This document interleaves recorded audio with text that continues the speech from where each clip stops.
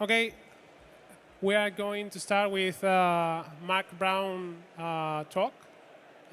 You probably know him from Game Maker's Toolkit, but he's also a game developer now, and I think you're going to talk about that.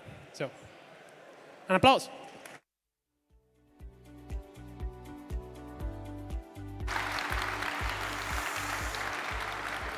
Thank you very much. Hello, hello. Yes, so my name's Mark Brown, and my talk is about making my very first game, releasing it on Steam, and all of the things that went right, and the many, many more things that went wrong in the process. Terrible regrets that I have that I will hopefully fix in future games, but here we go. So, my name's Mark. I run a YouTube channel called Game Maker's Toolkit. I've been doing it for over 10 years now. The idea is that I analyze existing video games, cool video games, great video games, talk about the design of them, what makes them fun, what makes them work, talk about level design. I've done videos about Zelda dungeons that are fan favorites. I run a GMTK game jam, accessibility videos, done all this cool stuff. Very, very happy with what I've been doing. But after a while, I started to realize that there's only so much that I can really learn about game design by playing other people's games and talking to other game designers. And I started to realize that what I really needed to do was to make my own video game, kind of get in the trenches and see what it's like to make your own thing. And so that is what I did. I started this slightly bizarre and embarrassing journey in 2021. Basically, in 2020, I had reached 1 million subscribers. There was obviously nothing weird happened in 2020 that would cause lots of people to want to stay at home and watch YouTube videos all day. So that was just all me, but very advantageous. So I reached this 1 million subscriber milestone and thought I need to kind of have a new challenge in my life. You know, I need to do something new and fresh. And so there was this: learn game dev, learn Unity, learn coding, learn game design as a proper, like, implementing it myself, and see how that goes. And so I worked on the game kind of on and off. There was long stretches where I didn't work on the game at all, but finally, at the end of 2024, in November, I released this game. It's called Mind Over Magnet. It's a puzzle platformer, 2D game. It's had 88% positive ratings on Steam, which is quite nice. Some like real reviews in the press. The game was reviewed in Sports Illustrated, of all places. That's the one with the swimsuit issue. I don't know if my review was in the swimsuit issue, but hopefully. I've had some fan mail and people making like little sculptures of the characters, which is lovely. The game has gone down very well with parents who have been able to play the game with their children, which has been very nice. The game sold like 17,000 copies, which isn't nothing. It's nice and has made about £60,000 profit. So these are all the positives, and I'm very happy with all that. I'm very proud of it. But ultimately, I did feel like I made quite a lot of mistakes during the development of the game that slowed me down, made the game take much longer than it should have, and the game could have been even better if I had maybe gone about it in a slightly different way. So what I kind of want to do is go through the whole process of me making this game, looking at what I see as kind of the 5 key milestones or sort of chunks of the game development process, and look at what I did right, or sort of what went right in that process, and the stuff that I wish I could have improved on and will improve on in future games. So the first part of making a game, it almost doesn't feel like it's part of the process, but it absolutely is, and that's coming up with and picking the idea for the game. So the idea for this game came from this classic, wonderful game, Legend of Zelda: Oracle of Seasons, on the Game Boy Color. It had this fantastic magnet glove power-up where you can attract towards certain types of metal and repel away from other types.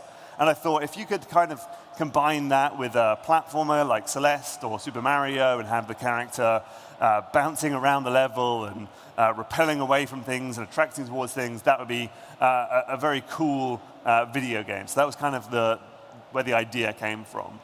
In terms of what went right with the idea, I think the main thing is that I kept the idea very, very small. I think it can be quite tempting with making games to have this idea where you've built up this huge plan for what the game is going to be before you've even started writing any line of code or doing any kind of design work.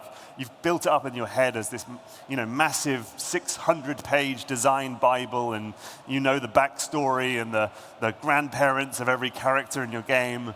And that can lead you to makes the game development more difficult because so much is going to change. And so that's why I kind of think of game dev as more of like the idea as more of a seed. It is something that is very small, you put it in the ground and then it starts to grow, and then you're sort of working alongside the game. You are helping it grow, you're cultivating it, but in some ways the idea is growing by itself in surprising ways, and then you're cutting things back and helping it grow. So it's much more of a sort of an experience that you do alongside the game. And so that's why it's so important to keep that idea small, because it's going to change anyway as you're going along. So there's no point wasting so much time coming up with the most intense idea ever. In terms of the idea of what went wrong, I mean, not too much in my perspective. The game was successful for me. It kind of did what I needed it to do. I wasn't trying to make the best game ever. I wasn't trying to become a millionaire off this game. Of course, that would have been fine, and we would have been okay with that. But to me, it was just to make the game for my YouTube channel and to show people very explicitly like what the experience is like. However, the thing I've kind of thought about after making the game is like, ultimately it was basically just the first idea that popped into my head, and I was like, yeah, that sounds fine, let's make a whole video game out of that. And that is like not the most rational way to spend 3 or 4 years of your life, to just make this thing, have this idea and then just go forward with it. So what I've been thinking about is like having more than one game idea and then kind of evaluating which one is the right thing. And this has multiple reasons. So for one thing, some game ideas are more profitable than others. Like I say, this wasn't like a huge thing for me, but if I had done any research into, say, Steam Spy, where you can see how much money games make, I would have seen that 2D puzzle platformers are not the most profitable game on Steam, and if I really wanted to make loads of money, then I should have made something more like Factorio or Subnautica, more resources and big strategic games and all that sort of stuff. But at the end of the day, you also need to think about which ideas are going to be most viable for you and your team and your abilities and your expertise and all of those sorts of things. So like, you could have an idea for a massively multiplayer online role-playing game, a procedurally generated mission set in photorealistic London, and that would be an incredible game probably. It might be amazing, but it would also cost $200 million to make and require a team of 1,000 people versus a platformer with just like a cute little guy. Okay, that I could actually make. So, sometimes it can be hard to be able to estimate how long different types of games are going to take to make, but you start to get an idea of just like, yeah, this is a game I could make in 2 years versus 4 years. You could start to see this is a game I could make by myself versus this is one where I need to get a team of people. So being able to evaluate different ideas is good on that. It's also good to just have like a fallback idea. Like if you've only got one game idea and you start to realize like, oh man, this is a lot harder than I was expecting, or this design, there's these cursed design problems with it that just aren't coming together. If that's your only design, if that's your only idea, you just have to just push on forward and just hope for the best and just keep going with it. But if you've got, a bunch of other game ideas, you can cut your losses and go with something else. And so ultimately, my kind of thoughts with this is try to come up with a bunch of different game ideas and evaluate them against each other and pick which one is going to be right for you and your team and your goals and your abilities and things that you have going for you right now. okay, so part 2, the sort of second part. So we've got our game idea. We kind of know what we want to build now. Let's start prototyping it. And even at this stage, we might start prototyping and go, actually, this game sucks. Let's go back to a different idea. But let's pretend that the idea was good and the prototype is fun. So a prototype is basically where, as you all know, as seasoned game devs, where you're making a very scrappy, broken, ugly version of the game just to test, is this game fun? Is this game viable? How difficult is this actually going to be to make? That sort of thing. So in terms of what went right with prototyping, for me, one thing I felt went right is that I was able to allow the experience of making the prototype and the things that I experienced when making that prototype guide the rest of the game's development. So when I started making the game, it was very much, like I said, a platform game. Like I even stole some graphics from Nintendo, don't tell anybody, for my super ugly prototypes. And it was trying to think about having a character jump around and fly around the screen. But it was quite difficult to control the character. It didn't feel that great. It felt like you were often out of control with the character.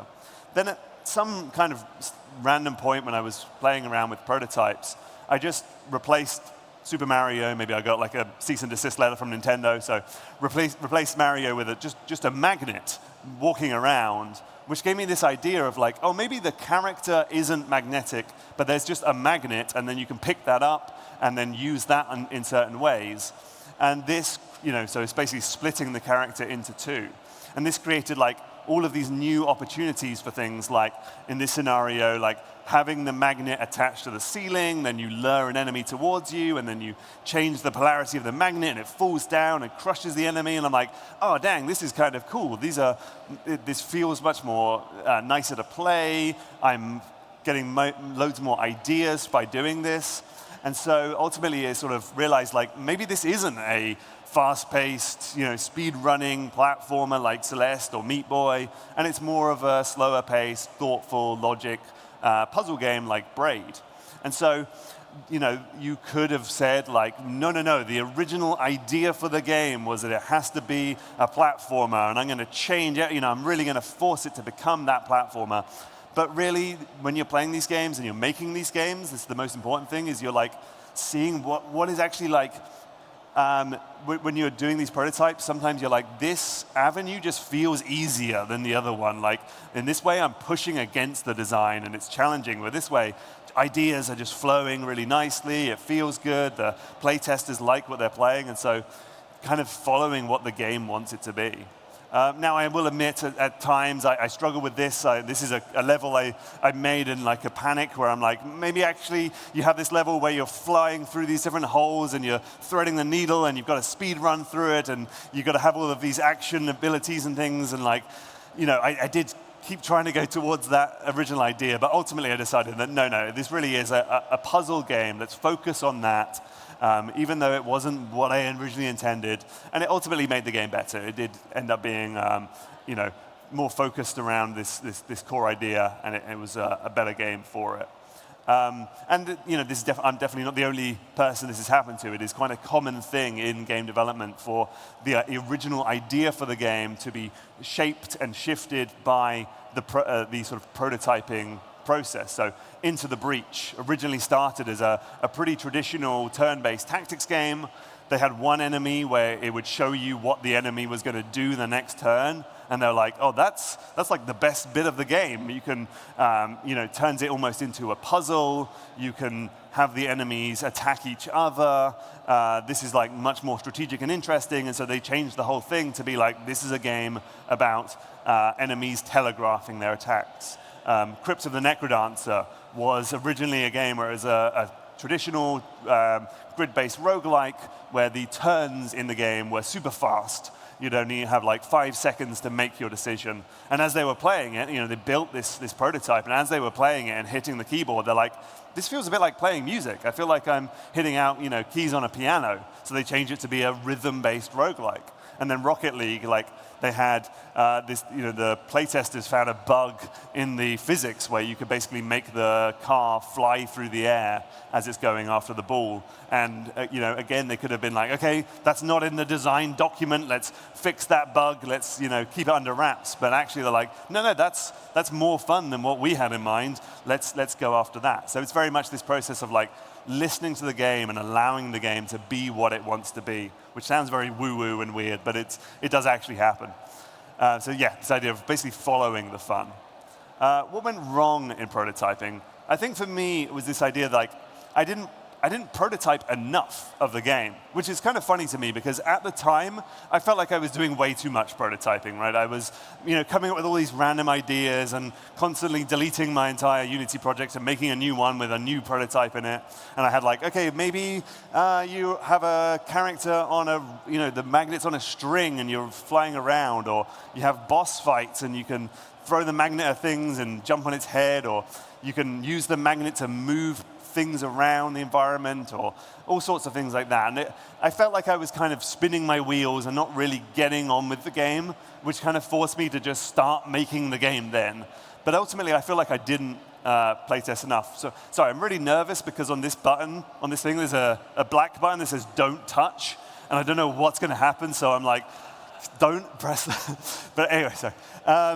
Anyway, the reason why I feel like I should have done more prototyping is because ultimately the cost to change the game just ramps up and up and up as the game goes along. So you really want to be making your decisions as early as possible, your big fundamental choices about the game. So obviously when it's an idea, it's essentially free to change it. That's why I'm saying come up with multiple ideas, because if the idea sucks, just have another one. But when the game gets to, basically close to release, and suddenly you're like, actually, it'd be better if my character was an antelope. And now, you've got to change so much stuff. You've got to go back and throw out a lot of work. You're going to have to change every single level to have this fit in. It's just going to be awful. So the more stuff that you can kind of make those fundamental choices in the prototyping phase, the better. Because you could just throw stuff away at this point. It doesn't really matter. This is probably not going to, or actually it shouldn't be, hopefully, your sort of final game code, because it's messy, it's broken, it's buggy, This is just a test if it's fun. So you want to be able to get rid of it. I kind of think of it like, building a bridge, right? So if you're at this stage on the left where the bridge is almost done, like at that point you can't be saying to your people, actually I think it'd be better if it went to this other bit of the bay. Like, no, we're way past that point. Let's just get this bridge done. But when it's just sticks or drawing or a piece of cardboard, then make all the changes you want. So ultimately, for Mind Over Magnet, I'd come up with like the core movement controls and kind of understood what the game was going to feel like on a very, very macro level, very much on a sort of moment to moment. I kind of knew like, okay, you're this character moving around and you're picking this magnet up and throwing it and doing all these puzzle-y type things. But there were like much more fundamental things that I very much had not decided until way too late. So like, what is the structure of this game? Like, I know what one level might look, one very small like room might look like in this game, but how do they link together? Is it just a linear sequence of levels, one after the other? Is it more of a Metroidvania with an interconnected world where we're going around and getting abilities? Is there a map screen where we're picking levels from a map or from a sort of menu? I did not know the structure of the game until way, way later, and that meant I was kind of locked in because it was a lot harder to do like the latter two options there or anything else. And it ultimately meant that like the easiest thing to do at this point is to just make it a linear game because I haven't really thought too much about any other kind of structure. Or like, what's the story going to be like in this game? I kind of knew there would be some kind of story, but how would that be delivered? That was something I'd never like prototyped. It was very much a I'll figure it out later type of thing. So is this going to have comic book panels or dialogue trees or word bubbles? These were things where I felt like I can probably figure those out later, but in retrospect, I wish I'd at least done some prototyping on different aspects of the game. And so my thoughts are like, you don't want to leave the prototyping part of the process with unanswered questions about like the fundamental bits of your game. You kind of want to have like a prototype where you have like maybe one level, and then like where is that? How does that level fit into other bits of the game and things like that? What is one conversation with a character look like in this game, even if it's ugly and broken and buggy and using stolen assets from Nintendo? It doesn't matter, just as long as it's like something that can help you answer those questions, give you an opportunity to change it and change your mind and iterate on it while it's still cheap and easy to do that. And you can also like have multiple prototypes going. This is a thing that I didn't really consider, that you could have, this is Cuphead. You could have a prototype where it's just the gameplay, like, and it's really ugly graphics, and we're just figuring out what is a boss fight like in this game, and that could be one prototype. And then you could have a different prototype where you're just doing the art style, and it's not playable at all. It's just like basically a static scene, but you can be messing around with that. Otherwise, you end up doing what I did, which is having to change all of the graphics in the last 3 months of the game, because you realize that pixel art doesn't scale nicely on the Steam Deck, and then you have to turn everything into vector. I should have figured that out a long time ago. So having a prototype for like art style would have been a smart move, as it turns out. And so ultimately, this idea of like the more time you spend on prototyping, the more time you save in production. And it's not just like a one-to-one thing, but it's a crazy, multiplying effect of you can spend a couple hours on prototyping, and that's going to save you many, many more hours down the line in production. Save time and fewer tears, basically. Okay, part 3, planning. Okay, so we've got the idea for the game. We've made a prototype that answers all of the fundamental questions about how this game is going to work. Now we're going to start entering production, but before that, we should plan out how this game is going to work. So in terms of what went right with planning, maybe we should just move on to what went wrong with planning, which is that I didn't really plan the game at all. It was very much just like, I'll just make stuff. I'll just keep making things, and eventually, like, a game will appear, I guess. I feel like that's what's going to happen. In my defense, because I said that makes me sound very dumb, from the world of YouTube, the turnaround on these, the videos I make is so quick. A video might be 3 weeks at the most, the type of stuff I do. So it's like, okay, write the script, record some footage, put it into Premiere, release it on YouTube, okay, on to the next one. There's not a lot of planning involved in that. But obviously, a YouTube video is a very, very short turnaround, whereas a game is something you're going to be working on for months, if not years. And so having a pretty good plan of what you're going to make and when you're going to make it is a good idea. So some things that I kind of wish I had planned sooner was just like, how many levels are going to be in this game, and how many worlds are there going to be? And that helps you to like answer questions like, am I halfway through development, or have I only just started development? I don't know. These plans are obviously going to change as you maybe add more content, or more likely just cut content as time goes on. But at least having an understanding of how much game are you actually making is a really good thing to know. Maybe like having an understanding of what the sort of major mechanics you're going to have in the game. Even if some of them you're not 100% sure on, you're not trying to design or develop the entire game in this planning process. You're just putting in almost like the structure or the skeleton of the game. So knowing, I want to have a new power-up in the beginning of each of these worlds. It kind of gives you something to work towards and sort of build against.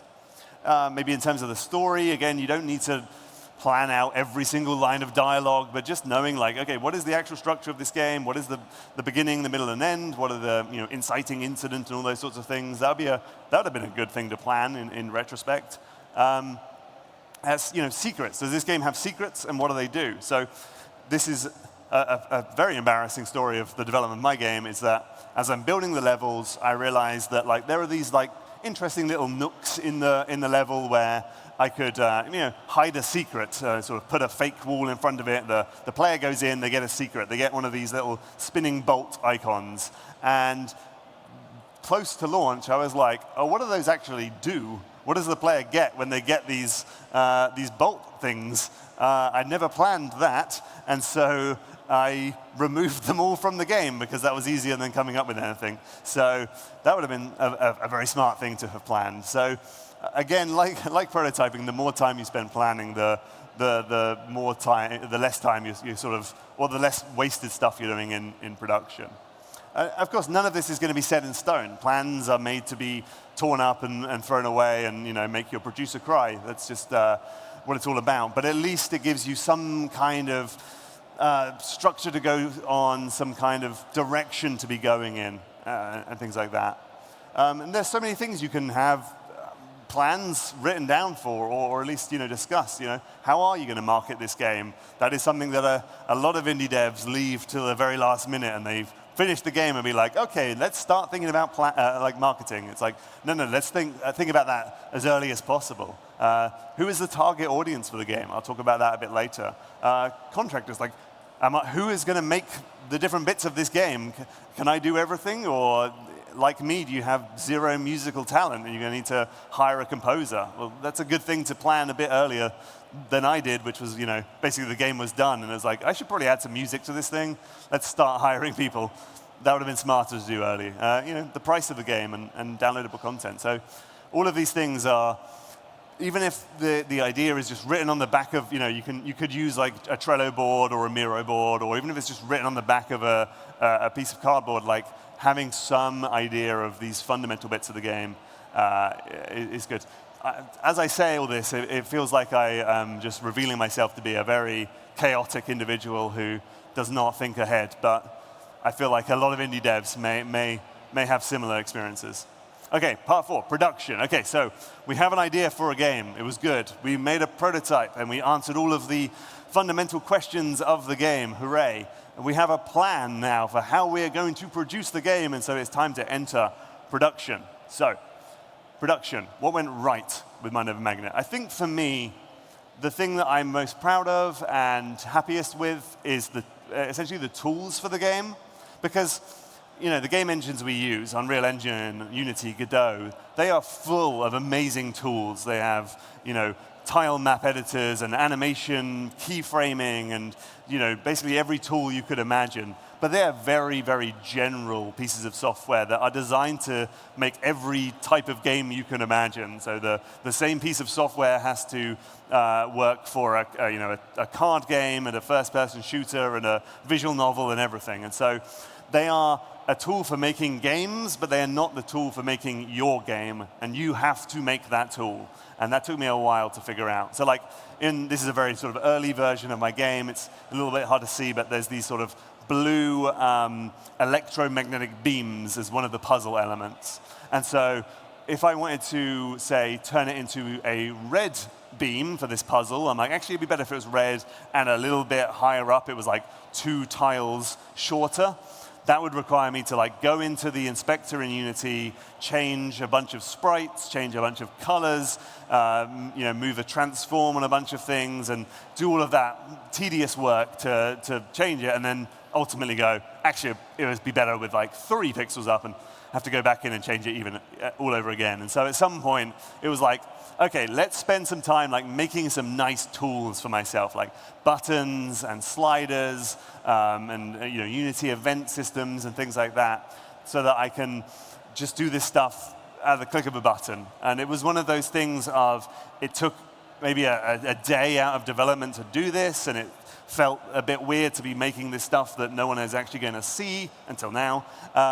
But ultimately, it was so beneficial, and it got, it just sped up development so fast. And so I got to the point where I had a whole palette of different game mechanics, and I could just drag and drop them into Unity, and it would be fit to a grid, which was really nice. I had this really cool system using Unity events, and I got someone to make me a custom tool where you could essentially have a button in the game, one of these big green buttons. You press this pipette icon in the inspector and then click on something else in the scene, and it would instantly link those things together as a puzzle element. So now when you press that button, that other thing changes. And it was man, that just made things so much easier, so much faster, to the point where it got so easy to make levels that it was faster to make them directly in Unity than to draw them out on paper, because I could just drag, and it was done. And that was sped up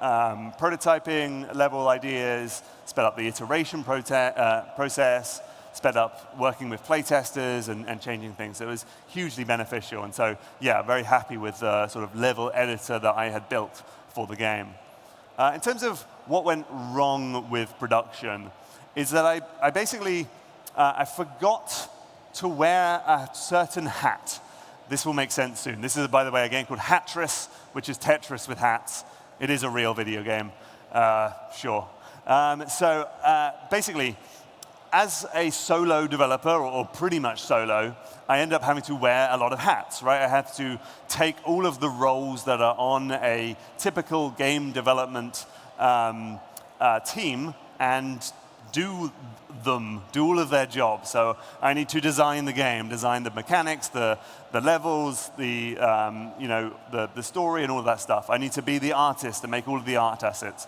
Again, I cannot make music, hired a musician, but I had to be the programmer, do the code, be PR, do marketing, et cetera, et cetera. So I basically had to wear all of the hats of a developer, but I basically realized that I had forgotten one crucial hat, which was producer.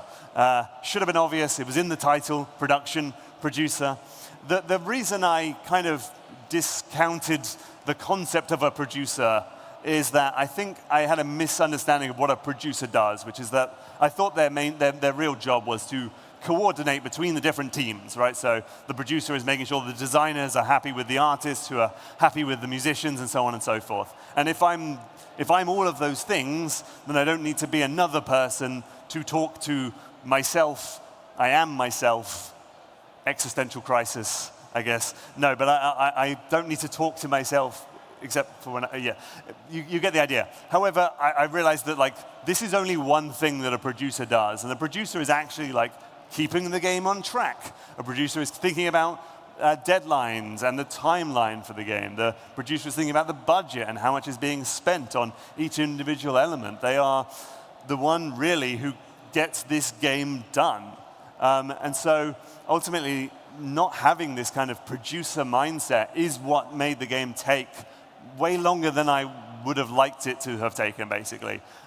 In retrospect, this could have been a much shorter development cycle, but because I was constantly changing my mind on things and spinning my wheels and going down silly rabbit holes and working on stuff that ended up getting thrown away, because I wasn't really being a producer, I was just making stuff, end up the game taking much longer. And so if we think about that number from earlier, the £60,000 thing, if I'd have made the game in 1 year, fantastic, £60,000, amazing. That's a fantastic salary, but every extra year you add to the development, you are just completely draining your finances. And so this is the concrete terms of why a shorter development cycle, a more productive, thoughtful development cycle, in concrete terms, just gives you more money. And then obviously if you finish the game in 2 years, then you can make another game in the next 2 years and get a bunch more. So if we're just even thinking about it just in terms of cold, hard cash,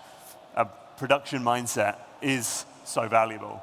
And so it kind of got me to think of the producer it went from a job role that I completely discounted and didn't even really think about to, I think, is perhaps the most important role on your team, really, even if it is just one of the many hats you're wearing. I kind of came to think of it as, if you're a bad artist, then your game's probably going to be kind of ugly. If you're a bad programmer, your game's going to have some bugs. If you're a bad producer, then your game is either going to be extremely delayed to the point of you hating yourself, or it's just never even going to exist, which is very different to just a game that's got some bugs. So that is why I've realized that being a producer is so important. And so as a sort of bonus thing of what went right for production, it was, as I've been working on this game for multiple years, at the beginning of 2024, I kind of was like, right, let's get this game done. Let's really think about planning and production and get this game finished. Because the thought of working on this game and thinking about magnets and talking about magnets in the year 2025 was, I could not do it to myself or my immediate family, who are sick of me talking about magnets. So it was like, right, let's get this game done. And so even though I started with essentially no plan and no producer in my brain and just making stuff up as I went along, okay, let's actually make this game. So I kind of took everything that I had built, and I put it into into Trello, which is a sort of one of these many sort of production helpers, and tried to put them into different worlds and put them into a sort of sensible order for the puzzles, and just kind of put it all together, and end up making and then got rid of some stuff that just wasn't really working. So I had like this whole mechanic where you had it was called the mighty magnet, and it was like a magnet that you could hold, and it was your own personal electromagnetic beam, and you could move things around, and it was pretty cool, but it was also like super buggy, and I hadn't actually built any puzzles for it. It was just something that was just sat there, and very much in the back of my mind as I'll get to that one day. So that was very easy to cut. There was like other mechanics like had heavy blocks and light blocks, and it just didn't feel so right. So I went on this very, very cathartic like cutting session of just like make a folder in my Unity assets just called like cutting room floor, and just chuck everything in there that wasn't nailed down, basically. Just get rid of it. It was starting to feel quite good. Like, hey, I don't have to think about this thing ever again. Like, it is no longer that thing in the back of my head going, you got to build some puzzles for this one day. It's just like, that's gone now. So that felt very good.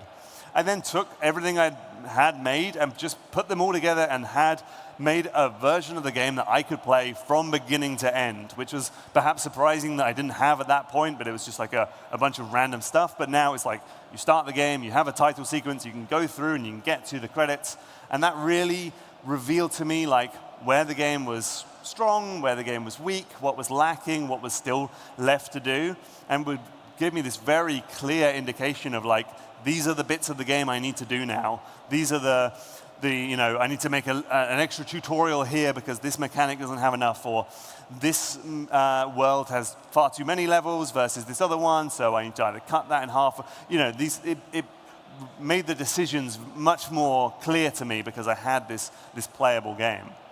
And then, I also had like things like the storyline, which was another one of those things of, I'll come up with that eventually. That's like future Mark's problem. That's something I can do in the, one day down the line. But ultimately decided like, if I haven't thought about the storyline for the first 4 years of development, it's probably never going to happen. So let's just make something really simple, really short. Like, what is the most basic, fundamental story I could make that will tie all of these levels together and add some kind of context? That is the storyline we are going for. And again, very cathartic to just be like, that is done. I'm happy with that. And so ultimately, yeah, the game came together. Okay, part 5, playtesting. So I feel weird putting playtesting as like this separate chunk, this separate like thing we do at the end, because that's definitely not true. Playtesting is not really a moment in the pipeline of making a game. It is something that you live throughout the entire development. It is something you should be doing early and often. And to be honest, that is what went right with playtesting. It is something that I thought about very soon into development and kept doing throughout the whole process. So, okay, fair enough. I did not let anyone play the very, very early versions of the game. Right? I didn't show it to a single soul at the time, which I think is actually fine, right? I think it is good to have some time at the beginning of development where you are not thinking about how other people are going to think about this yet. You're not like feeling nervous and sort of anxious about showing this thing, and you're just allowing yourself to just make whatever comes to your mind. If it's terrible, you can always throw it away. Never tell anybody. It's absolutely fine. It can be our secret. But once I did have something that was somewhat playable, I had like a build, I had a demo, that from that point onwards, I did show it to people, and it was eye-opening. Like, people gave me like lots and lots of detailed feedback, which I'm not going to show because I don't want you to be reading all of the criticisms. But the way that people saw the game was very different to the way that I had seen it. People made assumptions that I would never have thought about. People found bugs that I didn't know about, and all these things. And ultimately, like, it wasn't even seeing very specific pieces of feedback that I needed to hear. It was more just like seeing people play the game and just not feeling very good about it, like not feeling very proud of it or happy about it. And that was like the motivation to, okay, we need to keep going. We need to iterate more. We need to build more things. So having that sort of constant source of just bitter disappointment in myself through the eyes of other human beings was a great motivation for working on the game. And so I took every opportunity I could to keep getting this game shown to people. So when I went to amazing events like this, or in GDC or whatever, I took the game on a Steam Deck and just put it in front of everybody I could find and say, play this game, and I'd watch them play it. When I wasn't at events, basically every week, I would have a build of the game. I would send it to a bunch of people on Twitter or Blue Sky or whatever and say, can you record yourself playing the game? That was very important to make sure that I wasn't just kind of relying on what they said about it, but really watched how they played it. I asked them to record themselves talking about the game and into a microphone, basically just say everything that comes into your head as you're playing. And that was super useful. And so I'm just sort of constantly iterating on the game based on that feedback. In terms of what went wrong with playtesting, I think the main thing is that I didn't really have a good, strong idea of who this game actually was for. Like, who is my target audience with this game? Because you have two very different types of people, right? So on the left, this is maybe an older person, maybe who doesn't play a lot of games. They've picked up a PlayStation controller and they're very excited about it seems. And so, maybe this represents my dad, right? So someone who doesn't play a lot of puzzle games. I'd give the game to him, he would play it and be like, I like it, but the puzzles are very difficult. I'm really kind of struggling. I'm not used to a lot of puzzles. It's too hard for me. So I go, okay, great. I'll tweak it. I'll make it a lot easier. Thank you very much. And then might give it to a puzzle game expert. That's who that's supposed to represent. Someone who has finished Steven's Sausage Roll and Baba Is You, and they know everything about puzzle games. And they play the demo and they say, yeah, I kind of like it, but it was a bit easy. I could just blast through those puzzles. I'm like, got it. I'm on it. Don't worry. Thanks for that. Tweak the difficulty. Turn it up. Go back. Oh my God, it's way too hard now. And I'm like, this seems impossible. How can I possibly find something if one person finds it too hard and the other person finds it too easy? And the ultimate solution was I had to pick basically one of these people and decide this is who the game is for, and make sure that when I'm making decisions, especially around balance, but around other things as well, make sure that I am picking one of those people over the other and thinking about those people. So, what sort of age is this game for? Are we talking about a much younger audience, teenagers, or even a slightly older audience? Or, what sort of level of gaming experience? Having that in the back of your head of being I'm making this game for someone who has played every roguelike under the sun, and they're going to understand the concept of runs and upgrades and what's persistent, what's not. They get all that. That's fine. I don't need to do that. Versus, I'm making a game for someone who's never played a roguelike before, but it's kind of roguelike-ish. Okay, I've got to have different ways of explaining these design concepts. What sort of genres are they into, and what is their desired difficulty level? Are they someone who, are you making this game for someone who really wants a challenge, or someone who is looking for something more casual? And so you can really think about this person when you are making the game, and you can seek these people out when you are playtesting. I got to the point where I would sort of, ask my playtesters, what sort of puzzle games do you like? What sort of games do you like? And sometimes be like, okay, you're not quite the right person for me, so I'm not going to, use you for playtesting, because the data you're going to give me, either just sort of anecdotal or getting actual analytics, is just not going to be relevant to me. So kind of, filtering people out in that way. Of course, this does not mean that you have to, if you have a target audience for the game, then your game can only be played by one very specific type of person. There are ways to expand beyond that target audience. So for example, one way would be accessibility settings. So you might have a very hard, challenging game, but you want to open it up to people who cannot play super challenging games for whatever reason. Perhaps they have a disability, or they're younger, or they're more casual. So you could offer some accessibility settings to make it for them as well. Or more challenging difficulty modes, or optional content, or secret bonus levels that are really difficult that are just for those people who are puzzle game experts. And you can sort of have those as well. And so you kind of have the critical path of this is the key content and this is who the game is for, but then find other ways to expand beyond that. And this is perhaps the thing that I kind of regret not finding time to do for Mind Over Magnet. It definitely has accessibility settings, but there isn't much in the way of additional challenging content for people who are puzzle game aficionados and kind of are finding the base content too easy. I wish I'd done a bit more to have maybe like a post-game stuff, or to have extra bonus levels that you can kind of secrets and things to find. But ultimately, I completely ran out of time and just never wanted to work on this video game ever again. So that's not happening. And then there's the rest. So those are the main kind of things that went right and went wrong. But there are so many aspects to the game development pipeline, like marketing. For me, it was pretty easy having a YouTube channel with a lot of people, but there are certainly things that went right and wrong there.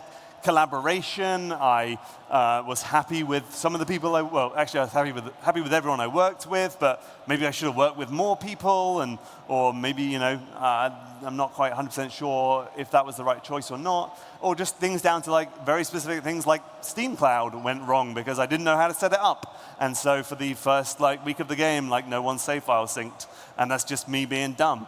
But that's kind of the reason every indie developer who is giving you advice says, make your first game very small, very quick, fast turnaround, because through the process of making that game, you will just learn so much from your mistakes, basically. Every time you screw something up, you'll be like, next time I make a game, it's going to go a lot better than this one. And so I'm working on a new game. It's like a word-based, roguelike-y, sort of Balatro-y thing. And this game is coming along scarily fast because, well, for one thing, it doesn't require loads of content and drawings and things. It's just letters. That's a lot easier. It's just UI. But also, it is taking on those thoughts and those production ideas that I made mistakes with in Mind Over Magnet, and I'm applying them to this. So picking a good idea that I think is going to be, people are going to like, making prototypes that really just were basically the whole game, but in a really crappy, broken way, without all the content, but had a proper full game loop.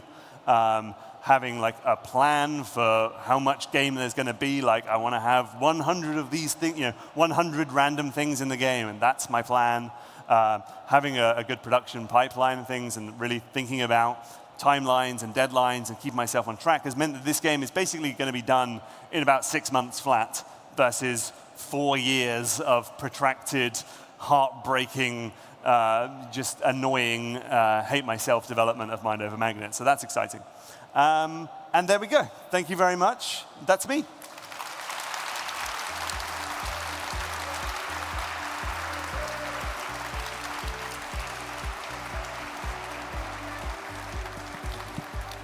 Any questions? Yes, we can have a couple questions. Yep. Voy rápido porque si no solo una.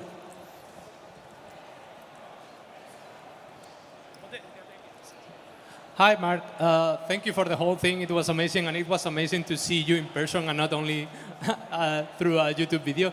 So there was something that you learned from your first game, and you thought, yeah, on the next time I will do it like this. And in this second game, you did it like that and didn't work either? The second game, it's definitely worked a lot better. The second game is essentially done, right? So I started on it in December. It is May. Is that May? Yes. And so it's pretty much done. So that's I'm very happy with that. And so, yeah. But it's a very different experience just because it's such a different game. And so I'm not expecting this same process to work for everything. But I'm, very happy with how I've changed the way I've thought about making games. And the effectiveness has been very apparent to me. Yep. OK. Thank you. We have another question. Hi, Mark Brown. Hello. I'm noob game dev named Ofi Hombre. On a small channel with a bit more than 2,800. I watched some of your videos while the YouTube algorithms waste my game dev time. Sorry, what was the question? Do you are in Spain. I know some YouTubers of your style. Do you know also Ginchu, Alvin Maggio, and Enric Rodriguez from Video Games of Legends. Hey, they are YouTubers from their games, Gareth, Ambidextro, Fairlands, Flatworld. Do you also know? Do I know these YouTubers? Of course. Yeah. I do know Farlands. He's from like an ex-Ubisoft developer, I think. Yeah. I mean, the YouTube space is actually very nice, and everyone does kind of know each other and talk to each other in a way that I used to be in like the press. And that was like a horrible space because everyone was basically competing for the same eyeballs.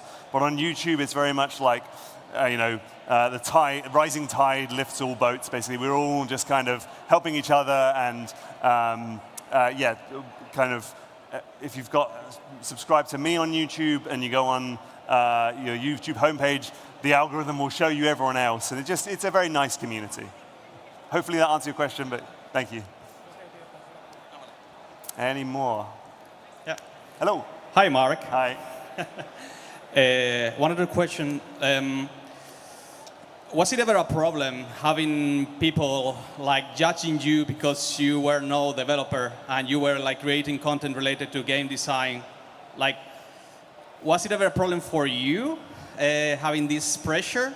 And after releasing the game, was that pressure gone somehow? Yeah, that's a very good question. So, I mean, in terms of before I made the decision to make this game, I did feel like, is this the right thing to do? Because I was very much putting myself on the chopping block for people. Like, I've been making these videos for ages being like, here's how to make great games. And now suddenly I'm like, I'm going to make a video game. And everyone's going to be like, okay, is it great?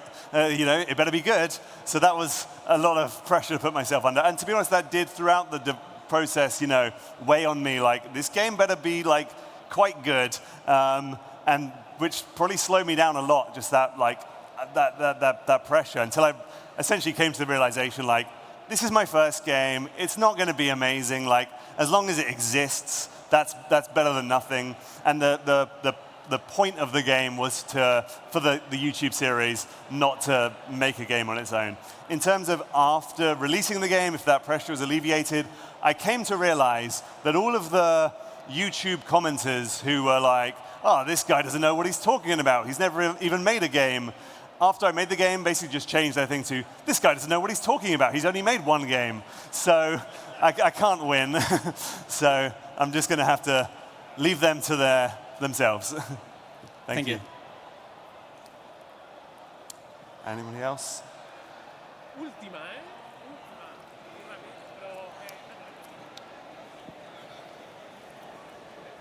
Hello. You did mention that progress phase is really important when you were developing your game, just as you test whether the mechanics are funny or not.